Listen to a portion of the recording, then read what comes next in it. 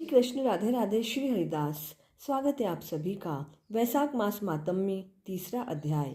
पिछले दूसरे अध्याय में हमने जल, छतरी, खड़ाऊ एवं पंखा के दानों की श्रेष्ठता का श्रवण किया था।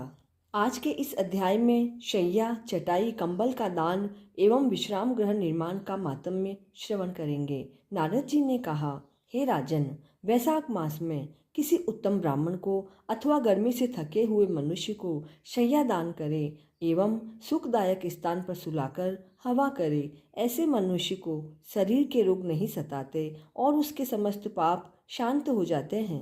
वह जन्म मरण के बंधन से मुक्त हो जाता है। उसके कुल में कई पीढ़ी तक कोई पापी नहीं होता। ऐसा मनुष्य 7 बार जन्म लेकर भी सदैव सुखी रहता है तथा अपने कुटुंब के साथ मुक्ति पाता है। वैशाख मास में आसन, चटाई, कंबल आदि का दान करना भी अति उत्तम है। उस पर बैठने और सोने वाला सुख प्राप्त करता है, तो उस पुण्य के फल से दान करने वाला भी अकाल मृत्यु से छूटकर दीर्घजीवी होता है और मुक्ति पाता है।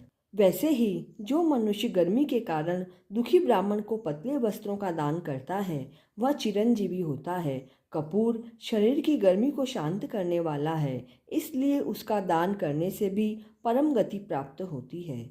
जो मनुष्य ब्राह्मण को फूल और कुमकुम का दान करते हैं, वे समस्त पृथ्वी के राजा बनते हैं और पुत्र पौत्रों से युक्त होकर अंत में मुक्ति पाते हैं। चंदन तथा हल्दी का दान त्वचा के दुख दूर करता है। गोरोचन, कस्तूरी, खस, चंपा आदि दान करने वाला मनुष्य की देवता भी सराहना करते हैं और वह त्रिविध तापों से छूटकर मुक्ति को पाता है। केतकी और मल्लिका दान करने वाले व्यक्ति विष्णु की आज्ञा से वैकुंठ लोक को प्राप्त करता है। नारियल, सुपारी तथा अन्य सुगंधित पदार्थ दान करने वाला मनुष्य 7 जन्मों तक ब्राह्मण कुल में उत्पन्न होकर ज्ञानी बनता है।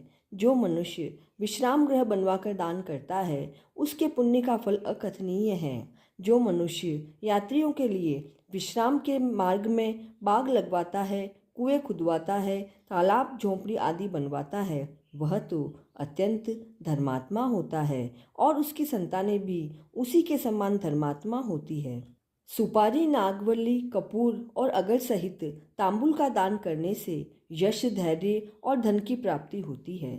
जो व्यक्ति शीतल पदार्थों जैसे नींबू का रस, मट्ठा तथा दही की लस्सी आदि ब्राह्मणों को दान करता है, वह धनी और विद्वान होता है। चावल का दान करने से लंबी आयु मिलती है। शुद्ध गाय का घी दान करने से अश्वमेध यज्ञ का फल मिलता है। मेष संक्रांति में ककड़ी और गुड़ का दान करने से पापों का क्षय होता है। सूर्य की तपन को शांत करने के लिए ईख का दान करने से अनंत पुण्य होता है।